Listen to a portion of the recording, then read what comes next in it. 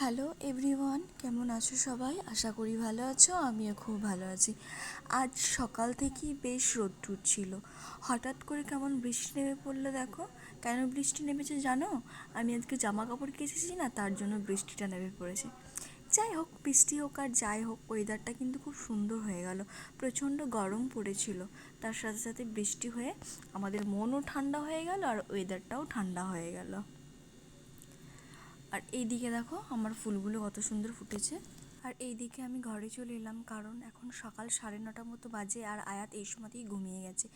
ওর খুব জ্বর ঠান্ডা লেগেছে, ওই জন্য ঘুমিয়ে গেছে আজকে সকাল সকালই।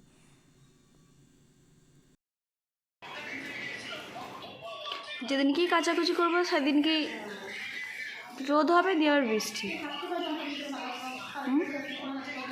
এখন থাকবে, আমার হয়েছে না 3-4 দিন এখন।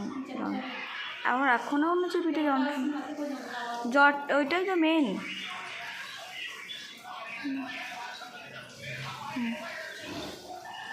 মাছ রান্না করবেন? মাছ রান্না করবেন?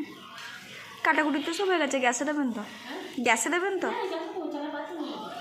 পারা যায় না যেটা।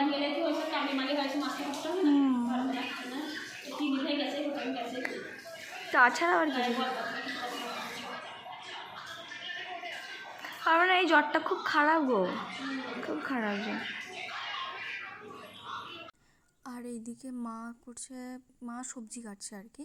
মা সবজি বলতে কাটছে ভেন্ডি, আলু, পেঁয়াজ। আর এদিকে আমি মাছ ভাজাটা চাপিয়ে দিয়েছি। আজকে মাছের ঝাল হবে আর ডিম আলুর একটা তরকারি হবে, আর ভেন্ডিটা মনে হয় শুধু চচ্চড়িই হবে। আর এদিকে মামুন খাবে চা, তার জন্য আমি চায়ের পানিটাও বসিয়ে দিয়েছি। আজ শুক্রবার, জুম্মার দিন, সবাই নামাজ পড়তে যাবে, আবার এসে খাবে, নামাজ পড়ে যেন একটু তাড়াতাড়িই করছি। আর আয়াতেরও জ্বর, ও কিছু খাইনি, ওকে ঘুম থেকে উঠে খাওয়াবো আবার আমি।